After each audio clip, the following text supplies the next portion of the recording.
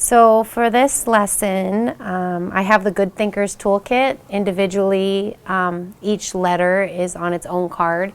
And since our school's only been doing PfC for about 2 to 3 years, depending on the teacher, so we're still rolling out each part of the toolkit. So today I used the letter E for examples and evidence, and the letter R for reasons. So I had those pre-made for us to throw chips on every time we did it. The kids like to see, oh, we were really good in reasons today, or we were really good in examples.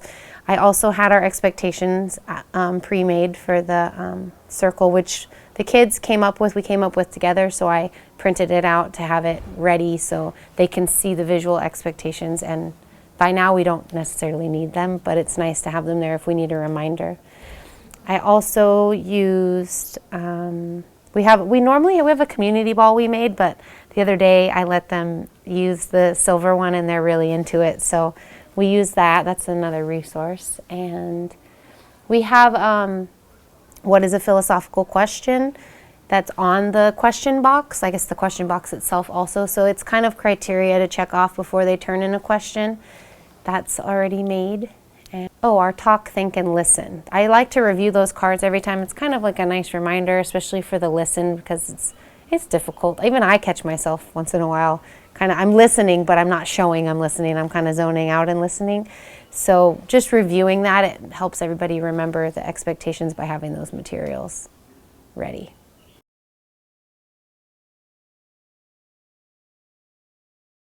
Well, the Good Thinkers Toolkit was presented to us through Chad Miller, who does the philosophy for children. I personally, with third graders, some of the things come naturally because we do accountable talk in here, like agreeing to disagree. So we get the counter arguments naturally, but having it out helps me learn the toolkit and helps the students learn the toolkit. And it gives us the reminder of making sure we're having that good philosophical discussion if we're hitting all those aspects.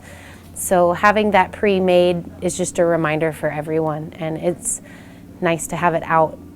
So I remember we need to focus on something new today or review something, and the students have it visually in front of them. I guess visually for all the tools that we used.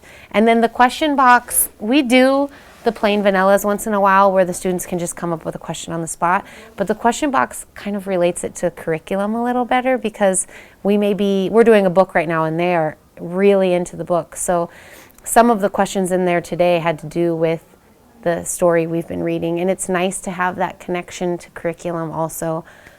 So having that box pre-made gives me a time that if we may have 10 extra minutes one day and I can just go to the box, pull a question, and we can do a quick PfC. So that having that resource ready it gives me a go-to when there's extra time, and it also gives them a place to put in wonderings throughout the day instead of on-the-spot wondering.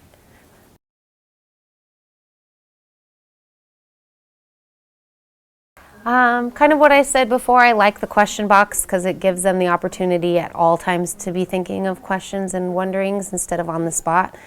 And just having the visual, some kids need that visual as a reminder or need the visual just to keep them on task sometimes. And the ball, it's a good way it designates a speaker, which helps because even I find myself sometimes wanting to say something to them after they've done their spiel, but having the ball designates somebody who gets to speak and designates a focus area, so that's a good tool.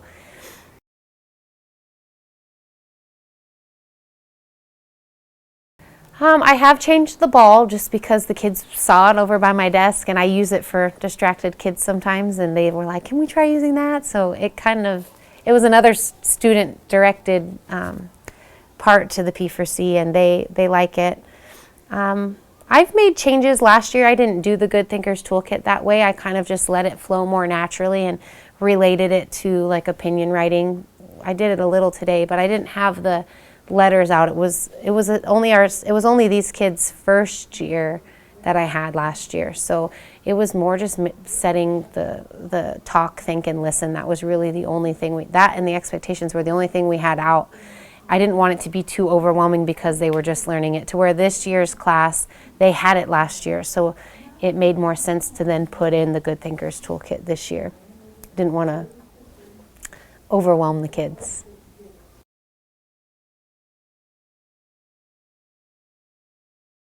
They're meaningful because it gives a focus, even though it is a student-led activity. It still keeps it to meet that critical thinking that we're hoping to get ultimately out of it. So I think even though it is a student-led activity, these resources, the resources I lay out help me as a teacher make sure that there is still some sort of a purpose to it. It's not just talking story, it's making it philosophical, helping them stay directed. And what was the question? Relevant and meaningful.